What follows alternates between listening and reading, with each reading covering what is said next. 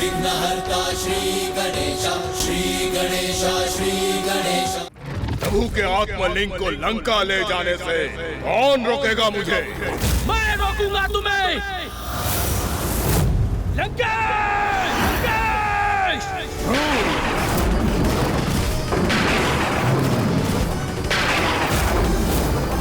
ये कैसी विकट स्थिति उत्पन्न हो गई है। लंकेश और नंदेश्वर जी एक दोनों के सम्मुख परस्पर संघर्ष के लिए तत्पर हो गए हैं।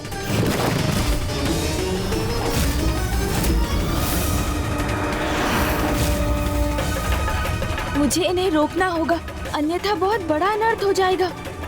कैसे रोकूं इन्हें मैं?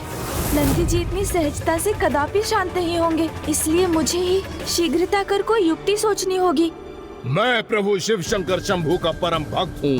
प्रभु की कृपा से अत्यंत बलशाली हूँ मैं, इसलिए आप मुझे विवश करेंगे तो मैं तनिक भी संकोच नहीं करूँगा अपने बल का प्रयोग करने में। नंदी जी, मुझे इस प्रकार की चुनौती देना तुम्हारे अहंकार का परिणाम है रावण, और तुम्हारे इस अहंकार को नष्ट करने में मैं तनिक भी संकोच नहीं करूंगा।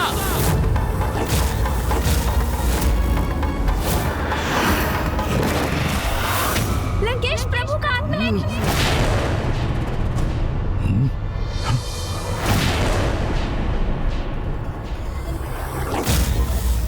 आत्मलिंग क्या हुआ? आत्मलिंग को गणेश जी, आपने इतने उच्च स्वर में आत्मलिंग क्यों कहा?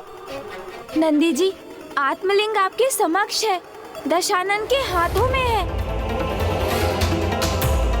फिर भी आप इन पर आक्रमण करने जा रहे हैं।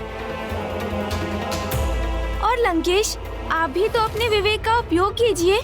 इस प्रकार प्रभु के आत्मलिंग को अपने हाथों में थामकर आप युद्ध करना चाहते हैं, और आप अपने इस अनुचित कृत्य से अपने प्रभु का अपमान स्वीकार करेंगे?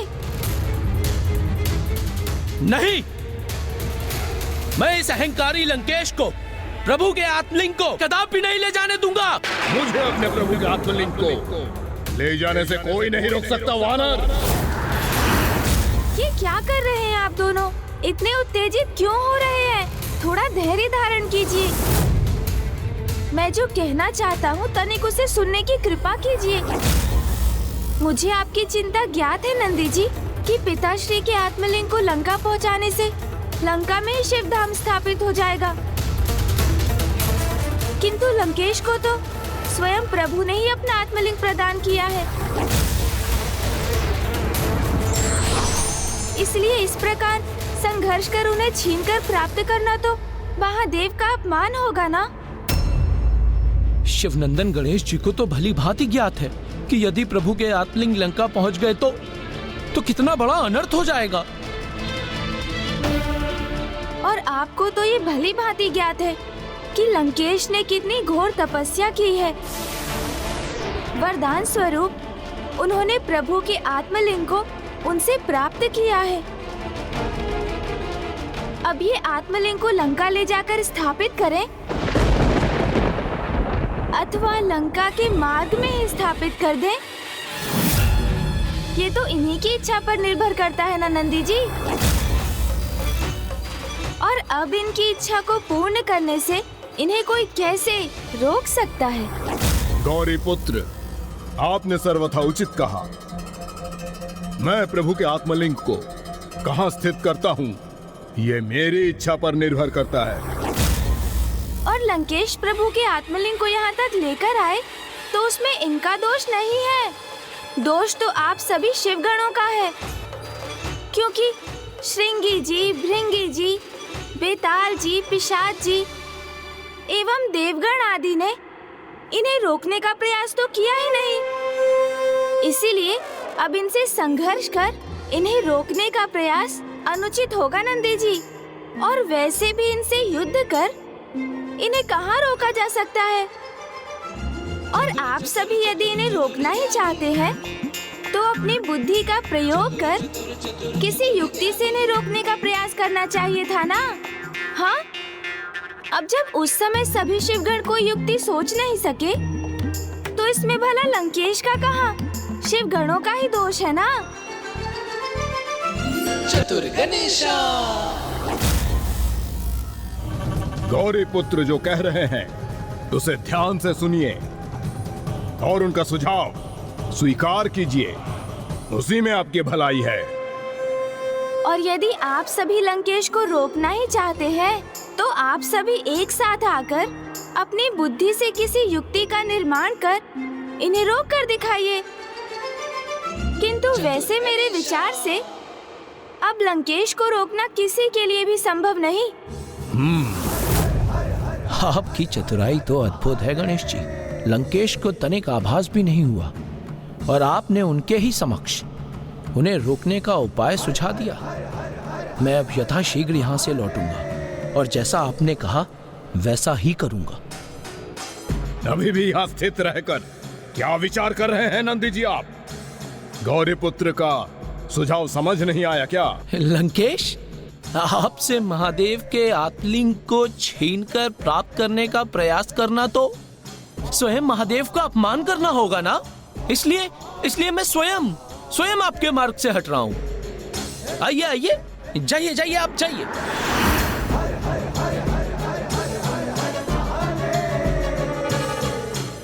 आप चिंता मत कीजिए गणेश जी, मैं शीघ्र उचित उपाय के साथ अवश्य लौटूंगा।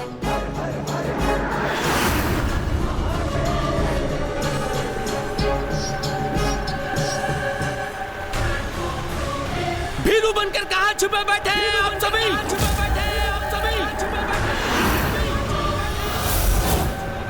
मेरे समक्ष अभी प्रस्तुत होइए।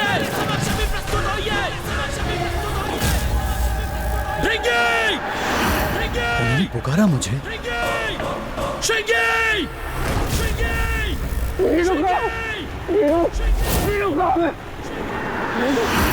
बेताल! पिशाच! हीरो नहीं हूं मैं। तोतला! वीरू देते पुताला नंदी जी ने मुझे। नंदी जी इतने कुपित क्यों है हमसे? लंकेश, जल ग्रहण कीजिए।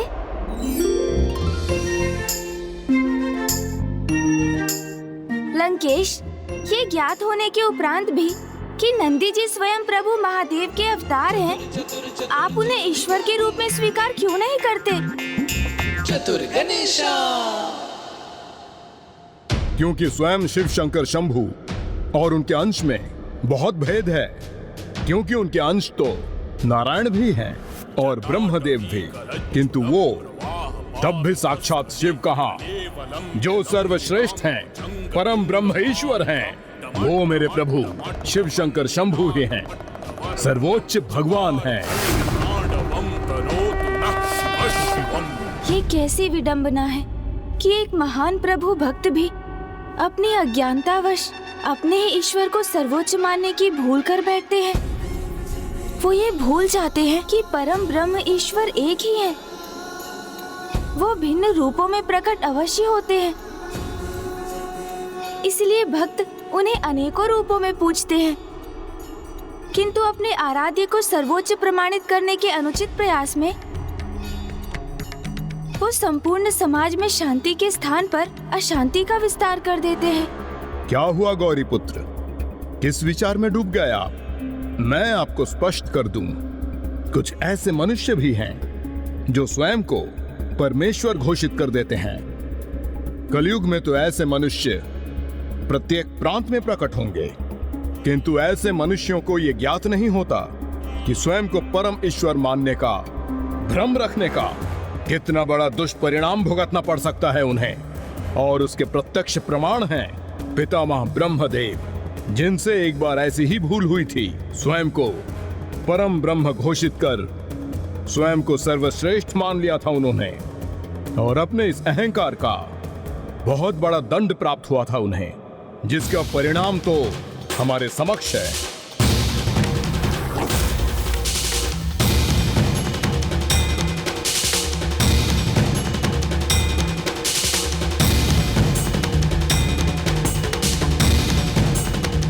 ये पर्वत ब्रह्मदेव के शीश के समान क्यों प्रतीत हो रहा है लंकेश? क्योंकि वास्तव में ये ब्रह्मदेव का 5वां शीश होता था, जिसे उनसे विलग कर यहां फेंका गया था। और इसलिए यह स्थान ब्रह्म कपाल के नाम से विख्यात है। यही है प्रभु के अगले अवतार भैरव अवतार की कथा। ये घटनाक्रम तो तभी आरंभ हो गया था गौरीपुत्र, जब नारायण और ब्रह्मदेव प्रभु शिव शंकर शंभु से उत्पन्न हुए थे।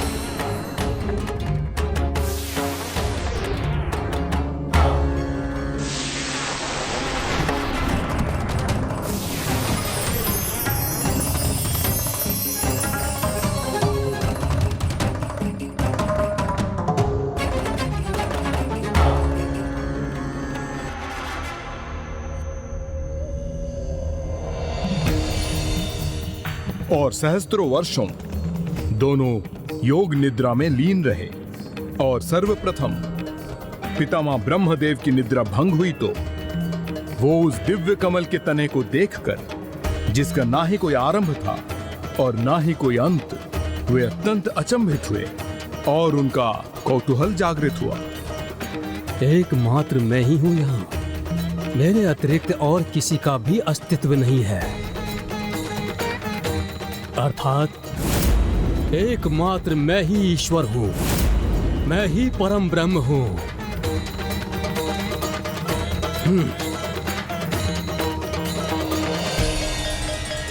ये कमल पुष्प का तना कहां जा रहा है?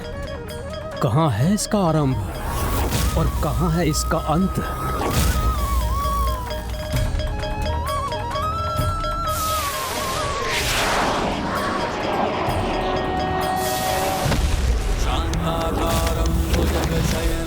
पद्मनाभं सुरेशं विश्वाकारं गगनसदृशं मेघवर्णं शुभांगं। ये कौन है? शेषनाग की शैया पर योग निद्रा में लीन दिव्य पुरुष। कौन है आप?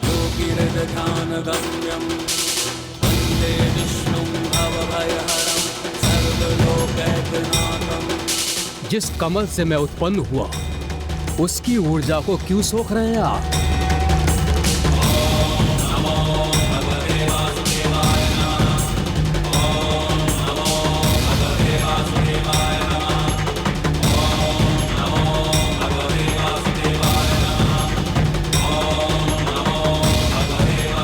मैं आपके कमल की ऊर्जा नहीं सोख रहा, अपितु आपके इस कमल की उत्पत्ति मेरी नाभि से हुई है। अर्थात इस कमल का और इस कमल से उत्पन्न हुए आपका जन्मदाता मैं हूं। प्रतीत होता है आप स्वयं को मुझसे अधिक श्रेष्ठ प्रमाणित करने का प्रयास कर रहे हैं, किंतु आप भूल रहे हैं कि मैं ही परम ब्रह्म हूं। मैंने ही आपको सर्वप्रथम जागृत किया था और यह स्पष्ट है कि सृष्टि के समक्ष मेरा ही अस्तित्व सबसे पहले उजागर हुआ है। इसलिए हम दोनों में मैं ही श्रेष्ठ हूं, आप नहीं। मेरा तो यही विश्वास है, जो आधार प्रदान करता है वही श्रेष्ठ होता है, और आपका आधार तो मैं हूं, तो मैं श्रेष्ठ हुआ ना। आपका स्थान तो यहाँ नीचे है और मेरा स्थान वहां ऊपर अनंत ब्रह्मांड में। और उच्च स्थान उसी को प्राप्त होता है जो सर्वोच्च होता है। इसलिए सत्य तो यही है कि मैं आपसे अधिक श्रेष्ठ हूं, कि मैं आपसे अधिक श्रेष्ठ, कि मैं आपसे अधिक श्रेष्ठ, कि मैं आपसे अधिक श्रेष्ठ हूं।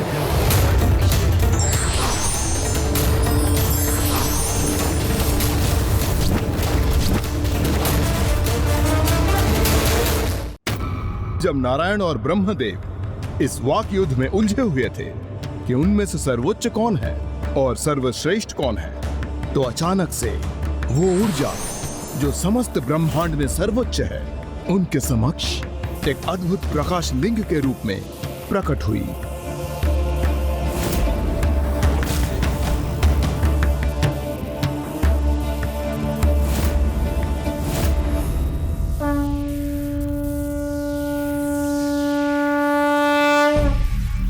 ये प्रकाश स्तंभ तो अनंत है। अब हम दोनों के अतिरिक्त ये क्या है? कैसा प्रकाश है ये? कहां से उत्पन्न हो?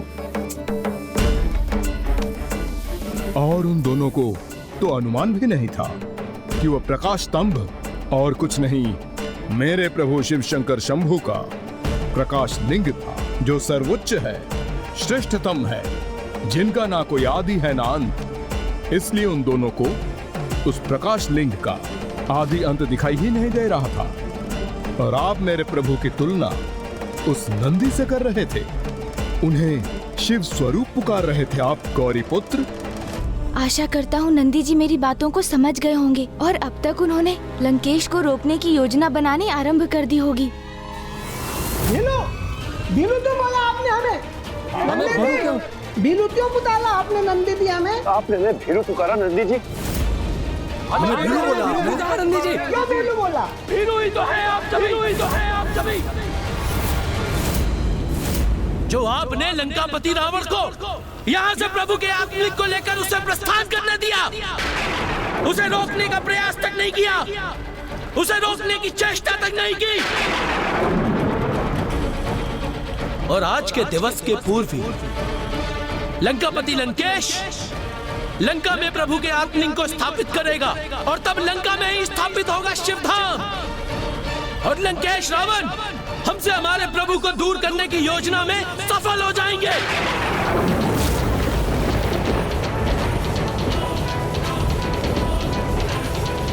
तब हुआ ये गौरी पुत्र कि नारायण और ब्रह्मदेव प्रभु के प्रकाश लिंग को देखकर स्तब्ध रह गए।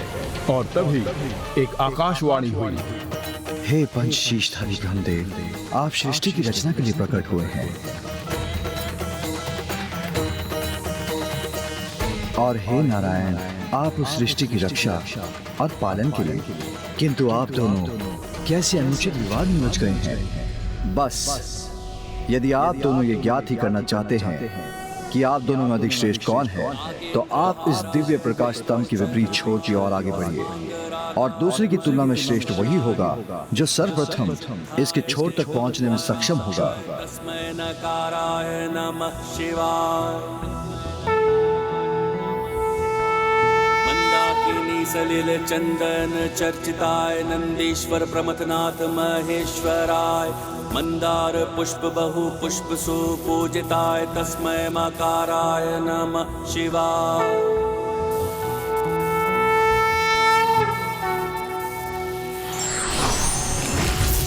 और फिर उस प्रतियोगिता में भाग लेने के लिए ब्रह्मा जी हंस पर आरूढ़ होकर ऊपर की ओर बढ़ते चले गए और विष्णु अपने वराह अवतार रूप में नीचे की ओर बढ़ते चले गए।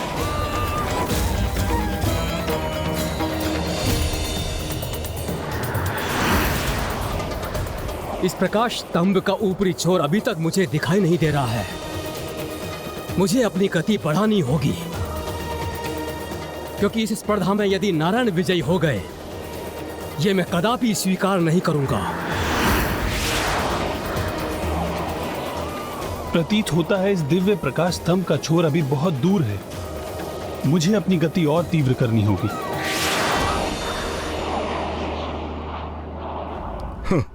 नारायण ने क्या रूप धारण किया है, एक वराह का।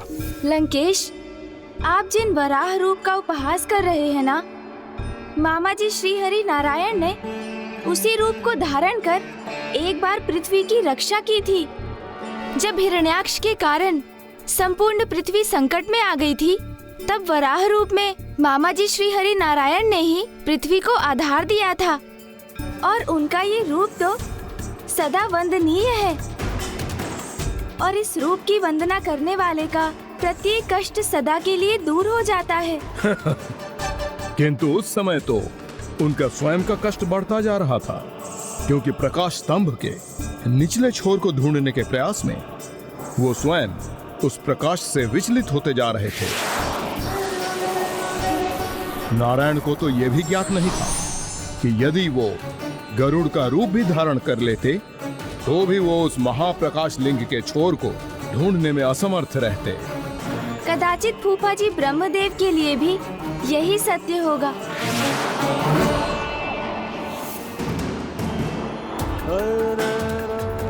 वाहन के रूप में हंस का चुनाव करने के कारण वो नारायण की तुलना में अधिक दूर जाने में सक्षम हुए थे। जैसे जैसे ब्रह्मदेव और ऊंचाई तक बढ़ रहे थे, उनका ऊपर जाना और भी कठिन होता जा रहा था। और दूसरी ओर नारायण ने तो उस दिव्य प्रकाश लिंग की महिमा को समझकर अपनी असफलता स्वीकार कर ली थी। प्रतीत होता है इस दिव्य प्रकाश स्तंभ का दूसरा छोर अभी बहुत दूर है। मुझे अपनी गति और तीव्र करनी होगी। किंतु पितामह ब्रह्मदेव अभी भी इस स्पर्धा में अपनी पराजय स्वीकार करने के लिए तैयार नहीं थे। तभी वहां उनकी ओर गिरता हुआ केतकी पुष्प उन्हें दिखाई दिया।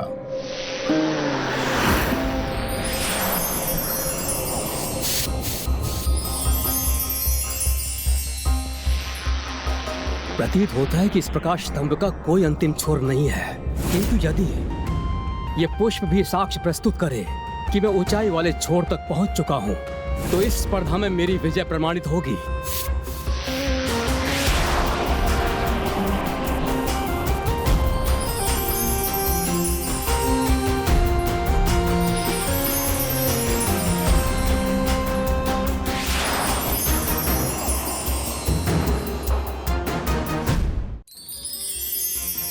कौन हो तुम और यहां क्या कर रहे हो?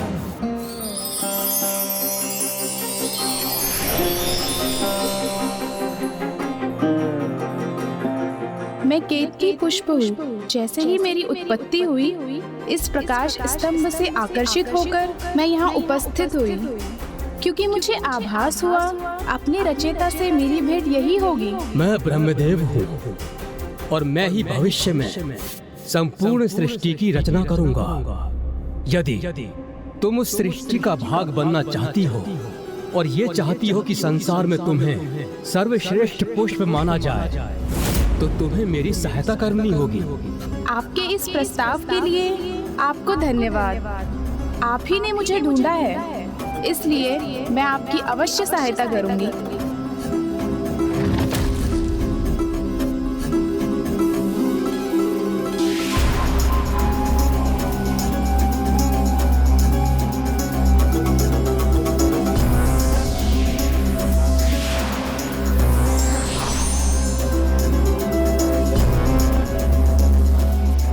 क्या आप दोनों में से कोई इस महालिंग की छोर तक पहुंच सके?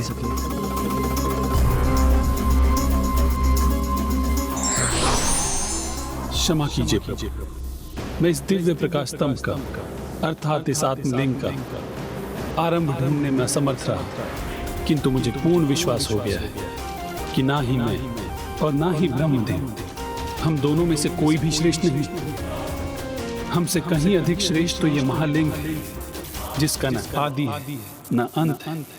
और किंतु इस प्रकाश स्तंभ के ऊपर का एक छोर मैं ढूंढने में सफल हो गया हूँ, इसलिए मैं ही सर्वश्रेष्ठ हूँ और सर्वोत्तम भी हूँ।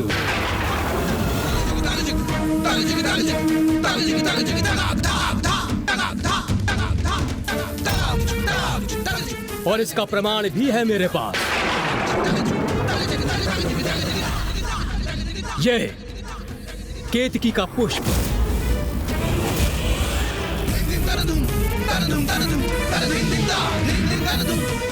इस पुष्प को मैंने प्रकाश स्तंभ के ऊपरी शिखर पर पाया।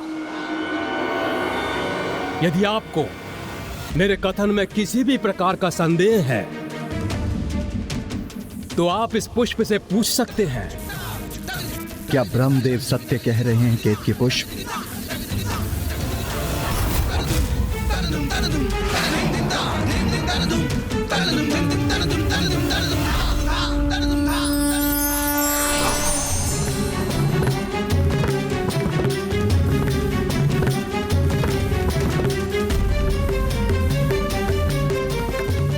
हाँ, ये सत्य है। ब्रह्मदेव ने मुझे महालिंग के ऊपरी शिखर पे ही पाया था।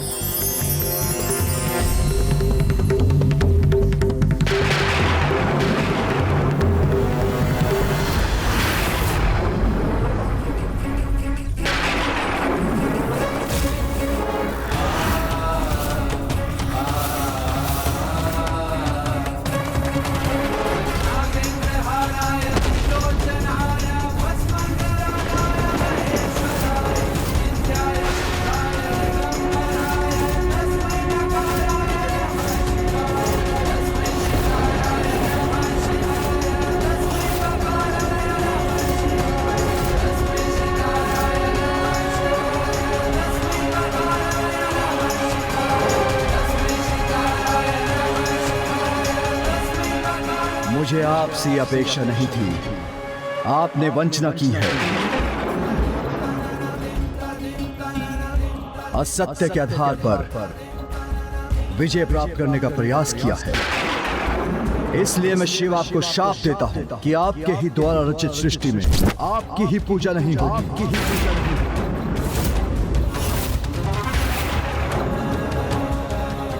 और केतकी पुष्प, तुम्हें पुष्पों में सर्वश्रेष्ठ और मेरे सर्वाधिक प्रिय पुष्प बनने के लिए उत्पन्न किया गया था, किंतु तुमने असत्य का साथ देकर अधर्म किया है। इसलिए मैं तुम्हें भी श्राप देता हूं कि तुम्हें किसी पूजा में कोई मान्यता प्राप्त नहीं होगी।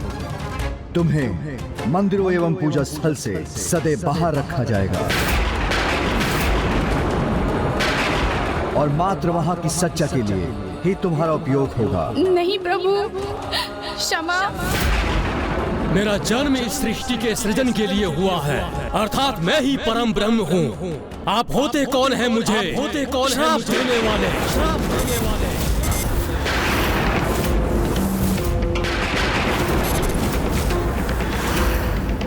आपके अहंकार ने आपके विवेक को हर लिया है, इसीलिए आप मुझे देखने में असमर्थ हो रहे हैं। मैंने ही आपको जीवन प्रदान किया है, इसलिए आपके अहंकार को नष्ट करना अत्यंत आवश्यक है।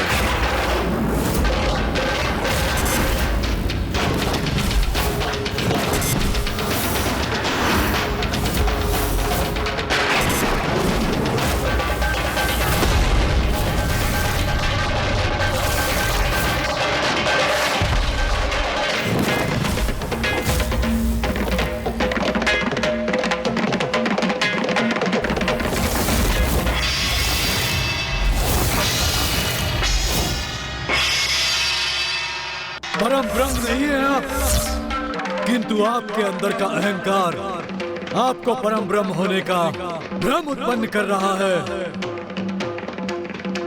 ऐसे अहंकार से परिपूर्ण एवं असत्य वचन बोलने वाले आपके पंचम शीश को दंड भुगतना ही होगा।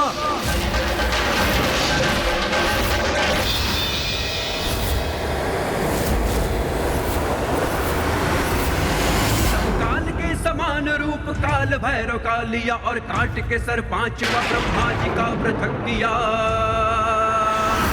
ओम नमः शिवाय, ओम नमः शिवाय,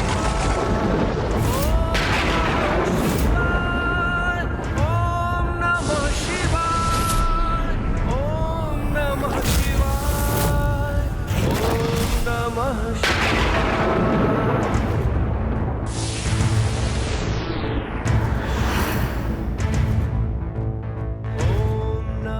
फिर जब पृथ्वी की रचना हुई तो यह शीश यहाँ गिरकर स्थापित हो गया।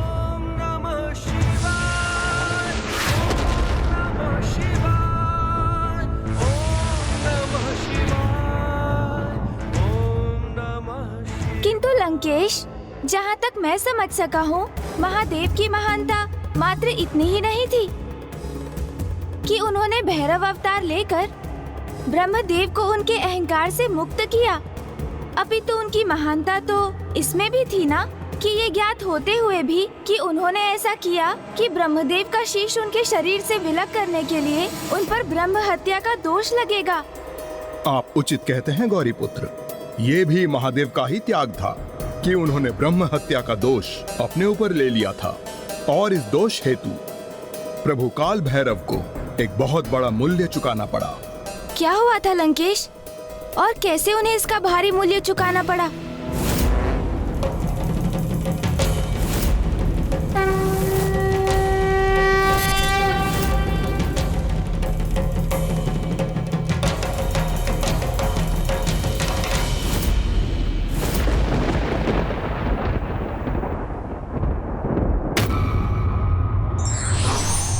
अहंकार का उन्मूलन उतना ही आवश्यक होता है जितना किसी रोगग्रस्त अंग की शल्य चिकित्सा।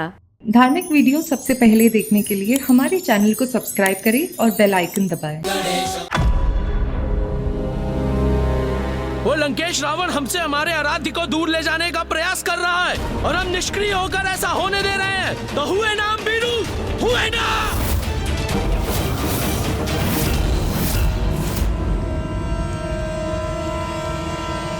किंतु नंदी जी, जब स्वयं महादेव ने वरदान देकर लंकेश्वर को आत्मलिंग प्रदान किया है तो हम इसमें हस्तक्षेप कर भी कैसे सकते हैं? और ये तो सर्वज्ञात है कि लंकेश रावण की शक्ति की तुलना में हमारी शक्ति नगण्य है, क्योंकि उन्हें स्वयं ही ब्रह्मदेव और महादेव का वरदान प्राप्त है। और नंदी जी, हम महादेव का दिया वरदान हम थोड़े लौटा सकते हैं। तो क्या हम कैलाश को शिवविहीन होते देख सकते हैं?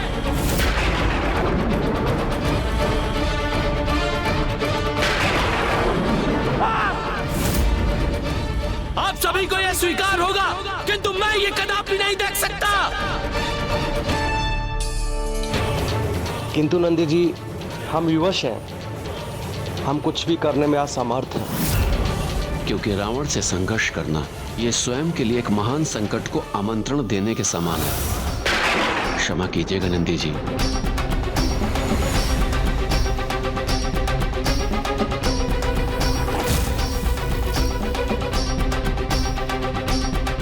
हमें ये जीवन किसने प्रदान किया है? हमारे प्रभु महादेव ने। और यदि यह जीवन उनके लिए उपयोगी नहीं है तो व्यर्थ है ये जीवन, व्यर्थ है ये देह, इसका तो नष्ट हो जाना ही उचित है। इसीलिए मैं इस अग्नि में प्रवेश करके आत्मदाह करूंगा।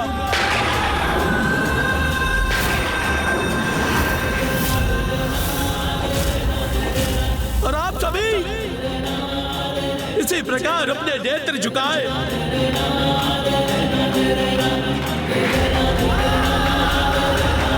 मेरी भस्म को अपनी देह पे मलकर शिवविहीन कैलाश में भ्रमण करते रहिएगा।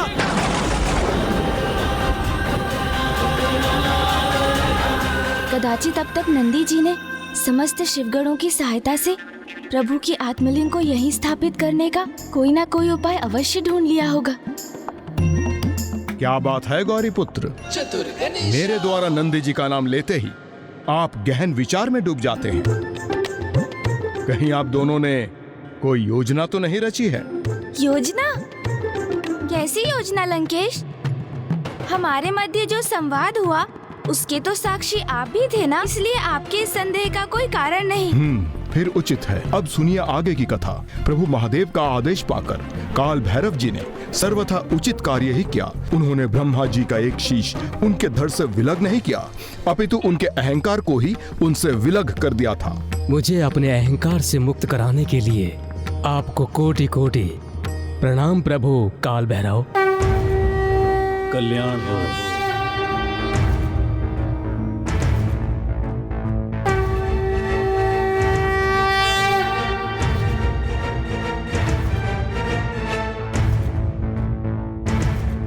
अपने कर्तव्य का निर्वाह तो कर चुका हूँ महादेव, किंतु ऐसा करने से जो मुझ पर ब्रह्म हत्या का दोष चढ़ा है, क्या इसका कोई निवारण है आपके पास?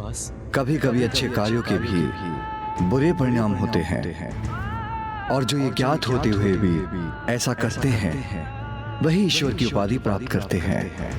इसलिए आज से भैरव के रूप में आपकी पूजा होगी और आप भयंकर बाहरी शत्रु से ही अपने भक्तों की रक्षा नहीं करेंगे, अपितु भीतरी शत्रु जैसे काम, क्रोध, लोभ, मोह और अहंकार, इन सब से भी उनकी रक्षा करेंगे, क्योंकि आंतरिक विकार तो बाहरी शत्रु से भी अधिक भयंकर होता है, जो मनुष्य को स्वयं का ही अपना शत्रु बना देता है।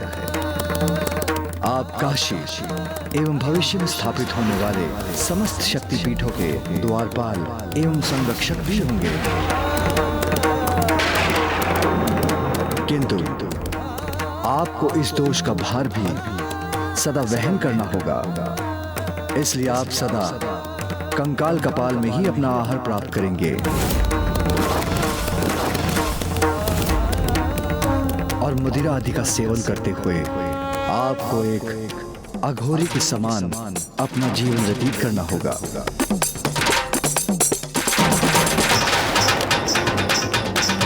प्रभु, आपके समस्त वरदानों के साथ आपके इस दोष का प्रभाव भी स्वीकार है मुझे।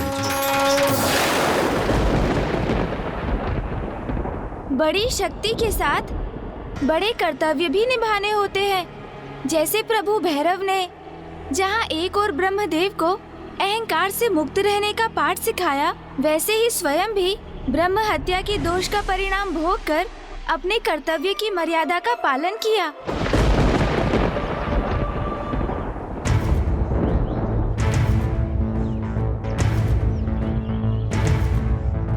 माया के वश में जब घमंड ब्रह्मा जी पे छाया था, स्वयं को श्रेष्ठ मान क्रोध शिव जी को दिलाया था। तब काल के समान रूप काल भैरव का लिया और काशी के सर पांचवा ब्रह्मा जी का पृथक किया। ओम नमः शिवाय, ओम नमः शिवाय। पर दोषी हुए ब्रह्म हत्या के लिए सर काट के फिर पहुंच काशी, मुक्त हुए ब्रह्म हत्या पाप से।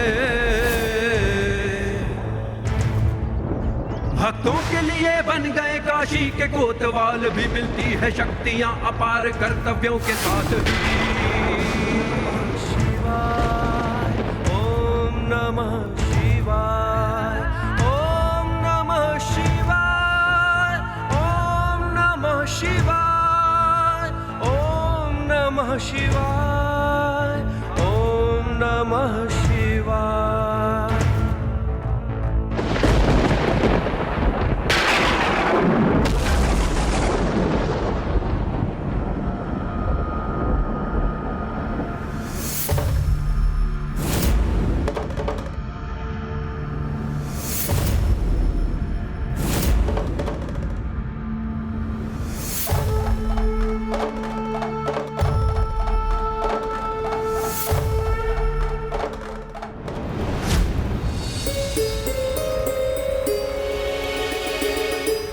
ऐसा मत कीजिए नंदी जी, अपितु क्यों ना हम सभी प्रभु के आत्मलिंग के साथ रावण को लंका पहुंचने से रोकने का प्रयास करें।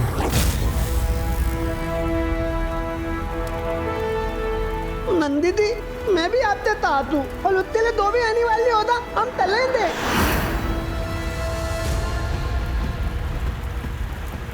यदि प्राण भी न्यौछावर करने पड़ेंगे रावण को रोकने हेतु, तो हम संकोच नहीं करेंगे। नहीं करेंगे, हम सब नहीं करेंगे, हम सब साथ हैं।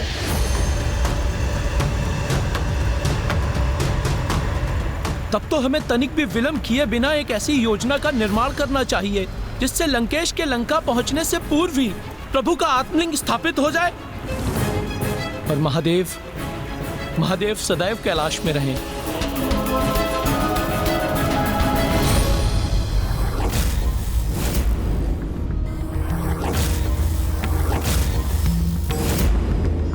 सर्वथा अद्भुत है मेरे प्रभु शिव शंकर शंभू की प्रत्येक लीला और अद्भुत है उनके स्वरूप।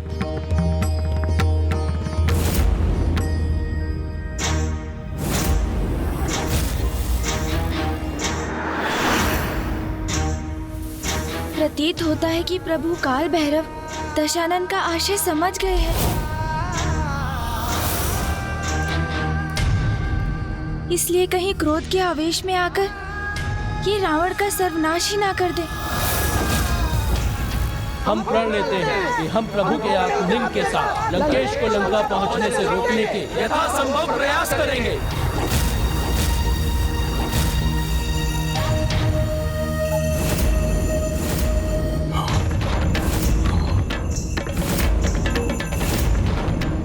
ये प्रभु काल भैरव जी क्या करने वाले हैं? कहीं मुझ पर घातक प्रहार तो नहीं करने वाले? अत्यंत क्रोधित हैं प्रभु भैरव। उन्होंने तो अपना खड़ग भी उठा लिया है।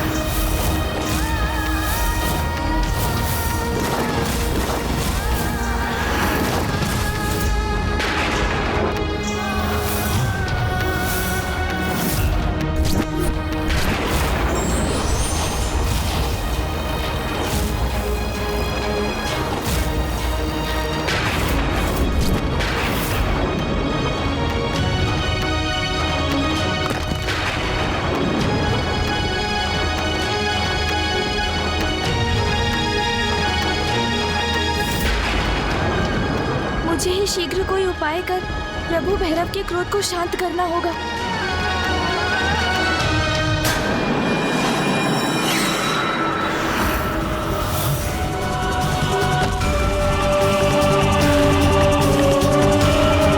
ये इतने क्रोधित होकर मेरी ओर क्यों बढ़ रहे हैं?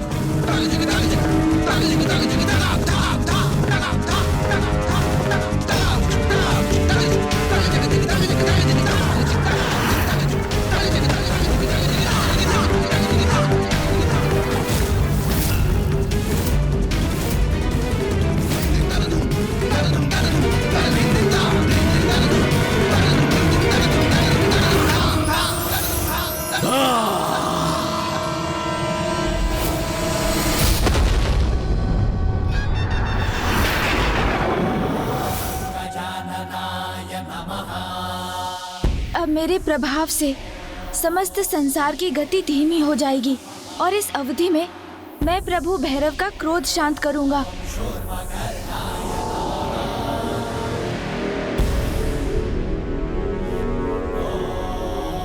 हे प्रभु, आप ये क्या करने जा रहे हैं? संपूर्ण संसार ने आपसे ही सीखा है कि जो अपार शक्ति संपन्न होते हैं उन्हें महान कर्तव्यों का भी भार उठाना होता है और जगत कल्याण हेतु महान त्याग का उदाहरण भी आपने ही प्रस्तुत किया है। इसलिए क्रोधावेश आपका स्वयं पर नियंत्रण खोना सर्वथा अनुचित होगा प्रभु। हे प्रभु, लंकेश रावण का संहार स्वयं महादेव का अपमान होगा, क्योंकि जिन आत्मलिंग को साथ ले जाते देखकर आप लंकेश पर क्रोधित हुए हैं, वो तो स्वयं उन्हें महादेव से ही प्राप्त हुआ है। आपके द्वारा रावण का वध स्वयं आपके ही द्वारा अपनी मर्यादा का उल्लंघन होगा प्रभु। लंकेश रावण भी ब्राह्मण पुत्र है, इसलिए उनके वध से आप ब्रह्म हत्या के भागी बनेंगे। और इससे भी अधिक लंकेश की नियति तो पूर्व से ही स्थिर है। भविष्य में स्वयं नारायण श्री राम अवतार लेकर ही इनका वध करेंगे। किंतु यदि लंकेश का अस्तित्व ही नहीं रहेगा तो नारायण के अवतार लेने का कारण ही मिट जाएगा, जो सर्वथा अनुचित होगा ना प्रभु। मैं समझता हूँ प्रभु, आप नहीं चाहते कि महादेव के आत्मलिंग लंका पहुँचे। यही चिंता मेरी भी है और मैं विश्वास दिलाता हूँ कि मैं किसी उपाय से लंकेश से आत्मलिंग को अवश्य प्राप्त कर लूँगा। अन्यथा किसी भी अवस्था में आत्मलिंग को लंका नहीं पहुँचने दूंगा। ये वचन है मेरा आपको।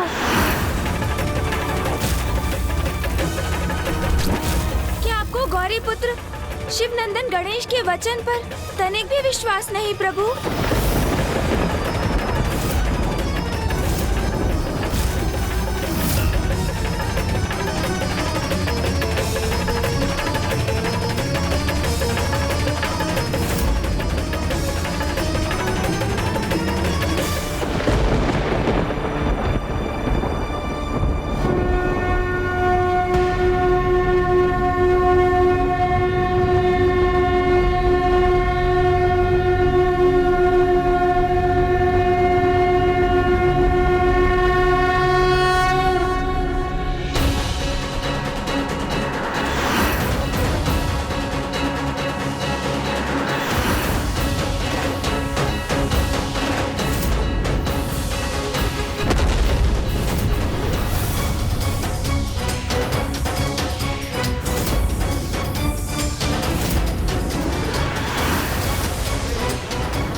प्रभु भैरव के क्रोध से जो संकट उत्पन्न हुआ था वो टल गया। इसलिए मैं भी ब्रह्मांड की गति को यथावत कर रहा हूँ।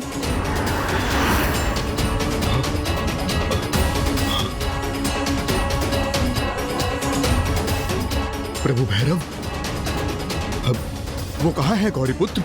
वो तो हमें आशीष देकर अंतर ध्यान हो गए लंकेश।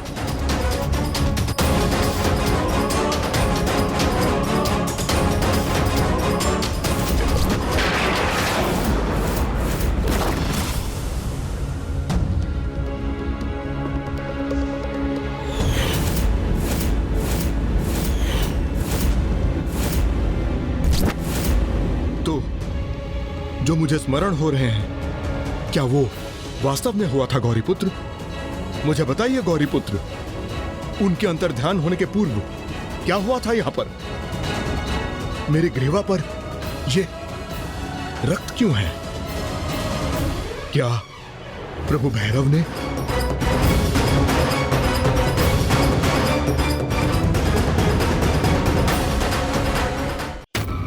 ये घाव हाँ, क्या कैसे उत्पन्न हुआ गौरीपुत्र? दशानन लंकेश, पराक्रमी महायोद्धा रावण को ऐसे तुच्छ घाव कब से प्रभावित करने लगे? उस पर ध्यान मत दीजिए आप, और चिंता मुक्त होकर स्मरण कीजिए जो स्वयं प्रभु भैरव ने हमें दर्शन प्रदान किए थे।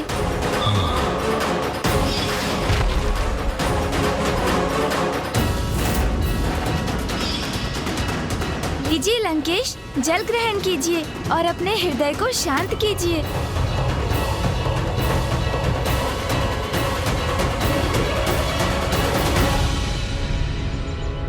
लंकेश, इस घटना को लेकर कोई विचार न करे वही उचित होगा, किंतु अभी भी मुझे विचार करने की आवश्यकता है, जिससे मुझे कोई उचित युक्ति सूझ जाए और मैं पिताश्री के आत्मलिंग को लंका पहुंचने से रोक सकूं। और अब तो मैं प्रभु भैरव को इसका वचन भी दे चुका हूं।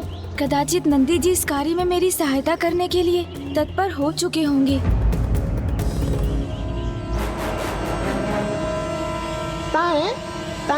अरे तो क्या?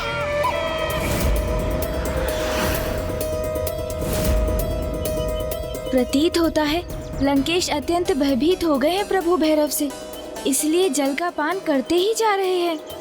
कदाचित इसी कारण मेरी इन्हें जल का पान कराने की युक्ति सफल हो जाए।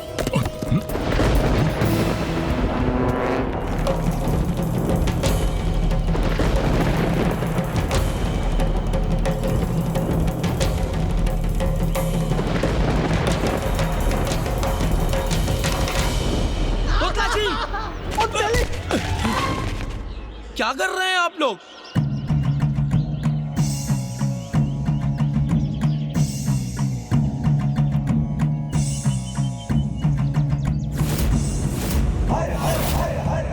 गणेश जी ने परोक्ष रूप से मुझे संकेत दिए थे।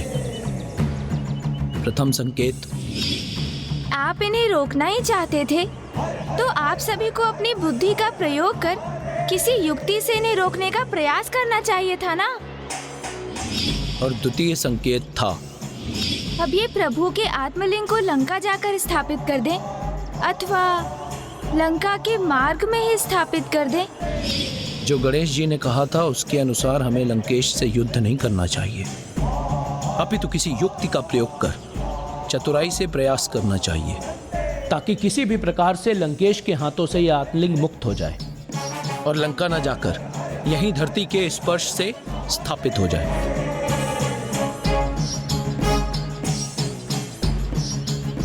हम तभी आपके निर्देशों की सत्यता नहीं दी। जाइए, आप सभी अपने अपने स्थान ग्रहण कीजिए। जाइए। अब लंकेश को भी ज्ञात होगा कैसे हम अपनी बुद्धि का प्रयोग कर उसके बल और बुद्धि को परास्त करते हैं।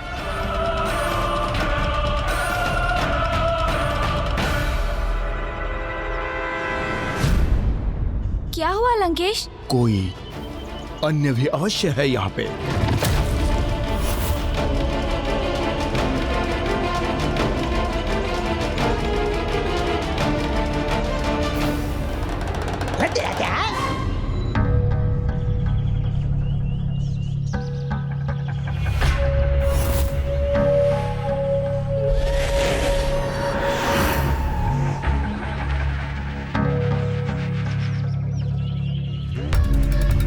मुझे पूर्ण विश्वास है कोई अन्य अवश्य है यहाँ पे।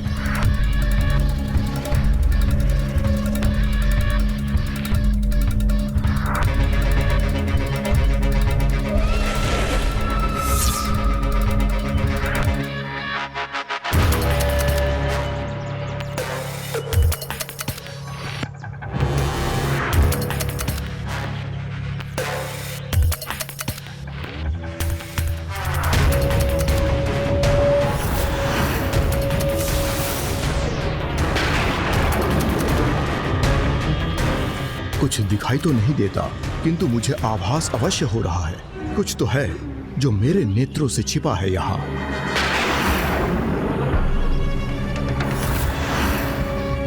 भृंगी जी के हाथ, कहीं लंकेश की दृष्टि उन पर ना पड़ जाए।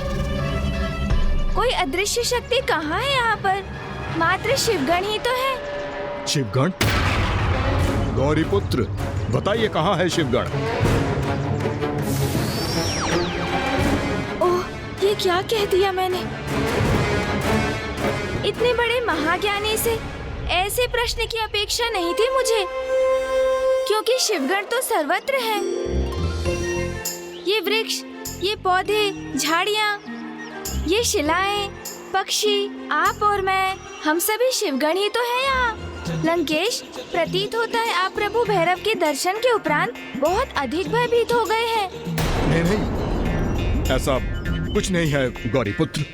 प्रभु भैरव महादेव के सबसे उग्र अवतार हैं, इसलिए आप उनसे भयभीत हो गए ना? तो आप उसे स्वीकार करने में संकोच मत कीजिए लंकेश।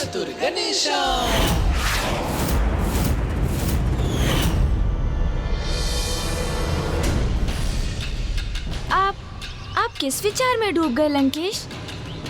प्रभु शिव शंकर शंभू के एक और उग्र अवतार का स्मरण हो आया था गौरी पुत्र। अच्छा, तो कौन है वो और क्या कथा थी उनकी? वीरभद्र जी हैं वो। वीरभद्र जी से तो मैं भी परिचित हूँ लंकेश। उनके अवतार से तो सभी परिचित हैं गौरी पुत्र, किंतु उन्होंने इस अवतार में संसार को एक अत्यंत ही महत्वपूर्ण सीख भी दी थी, परंतु बहुत ही कम मनुष्यों को ज्ञात हो गए इसके विषय में गौरी नंदन। अच्छा, वो क्या सीख थी लंकेश? कृपया बताइए।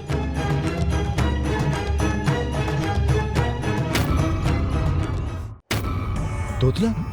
मैं तो उपल हूँ।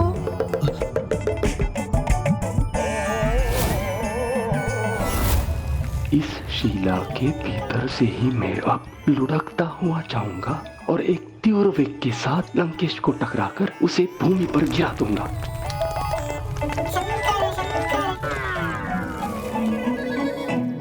वीरभद्र जी संसार को ये सीख देने के लिए प्रकट हुए थे, जो ज्ञान और शक्ति से संपन्न होते हैं उन्हें कभी अन्याय का साथ नहीं देना चाहिए, और जो स्वयं ना पाप करते हुए भी पाप और अधर्म को शांति से सहते हैं वो भी दंड के भागी बनते हैं। नंदीश्वर प्रमथनाथ महेश्वराय मंदार पुष्प बहु पुष्प सुपूजिताय। वीरभद्र जी को लेकर मुझे ये ज्ञात नहीं था लंकेश। कोई बात नहीं, मैं हूं ना उनकी संपूर्ण कथा सुनाने के लिए। तो सुनिए।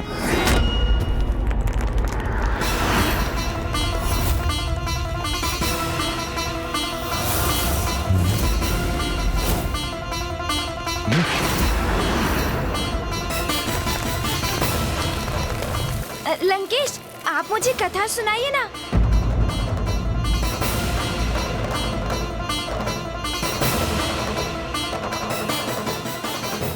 देवी सती के आत्मदाह का समाचार पाकर मेरे प्रभु शिव शंकर शंभू अत्यंत क्रोध अवस्था में थे, जिसके परिणाम स्वरूप उनकी जटाओं से वीरभद्र जी एवं देवी भद्र काली का जन्म हुआ।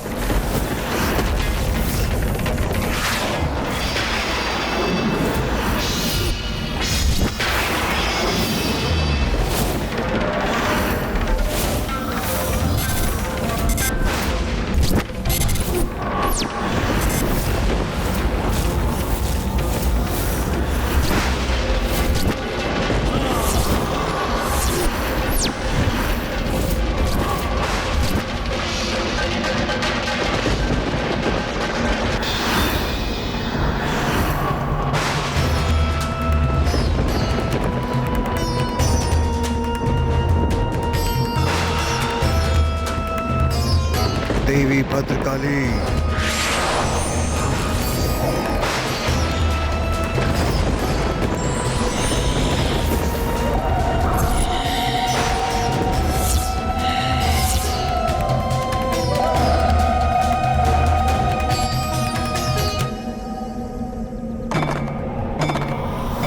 जितने भयंकर काल भैरव थे उतने ही भयानक और क्रोधित थे प्रभु के वीरभद्र अवतार। प्रभु वीरभद्र जी तो जैसे प्रभु शिव शंकर शंभू के क्रोध स्वरूप थे।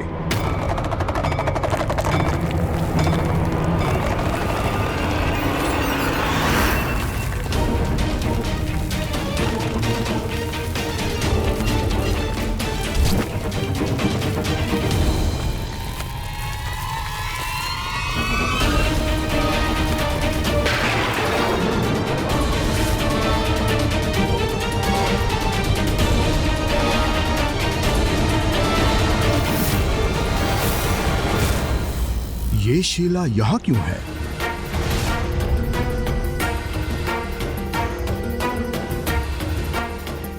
ओह, ये पथ तो इसी प्रकार की शिलाओं से भरा हुआ है।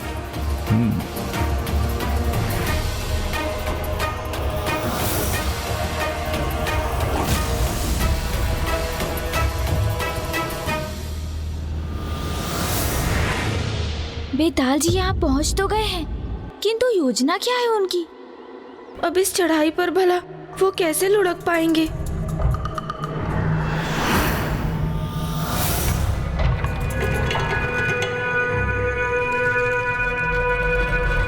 बस अब प्रथम अवसर पाते ही मैं इस शिला के सहारे रेंगते हुए लंकेश के पीछे पहुंचूंगा और अचानक उनके चरण खींच लूंगा ताकि वो अपना संतुलन खोकर भूमि पर गिर पड़े और आत्मलीन भूमि का स्पर्श करके इसी स्थान पर स्थापित होंगे।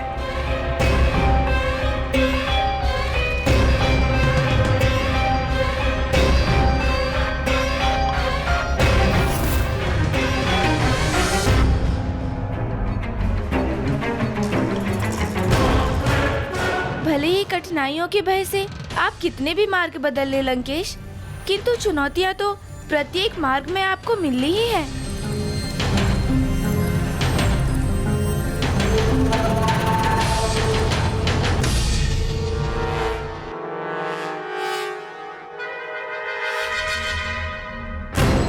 मुझे जो करना है इसी क्षण करना होगा, अन्यथा मैं ये अवसर गवा दूंगा। लंकेश, वीरभद्र जी कैसे उत्पन्न हुए थे वो मुझे ज्ञात है, और उनके उत्पन्न होते ही प्रभु महादेव ने उन्हें और माता भद्रकाली को दक्ष प्रजापति को दंडित करने के लिए भेज दिया था। हाँ गौरी पुत्र, वीरभद्र जी और देवी भद्रकाली को देखकर दक्ष प्रजापति भयभीत हो गए थे और वीरभद्र जी ने प्रजापति दक्ष को उनके कृत्य के लिए भयंकर एवं कठोर दंड दिया। उसके उपरांत उन्हें भी दंडित होना था, जो शांत रहकर उस अन्याय के साक्षी बने, किंतु उसे रोकने के लिए कुछ नहीं किया। और वहां पर सर्वप्रथम वीरभद्र जी की दृष्टि चंद्रदेव पर पड़ गई और उस समय उनकी क्रोध अवस्था में वीरभद्र जी की दृष्टि का प्रभाव तो शनि देव की दृष्टि से भी अधिक घातक होता है।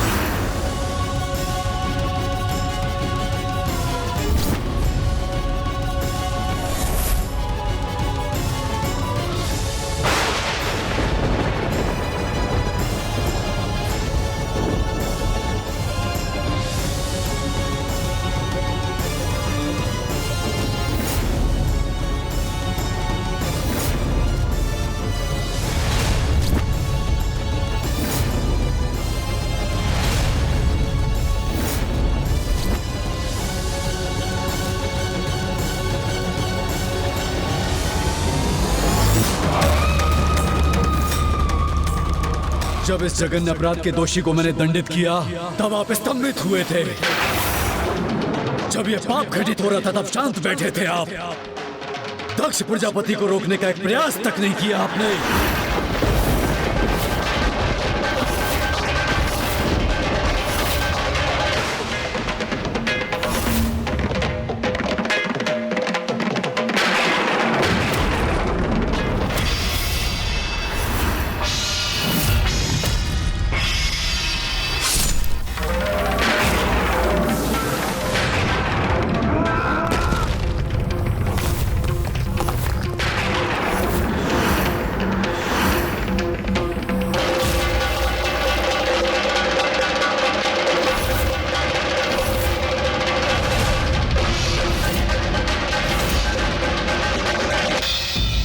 अन्याय देखने और सुनने वाला भी दंड का भागी अवश्य होता है, किंतु उनका दंड समय और परिस्थिति द्वारा ही निर्धारित होनी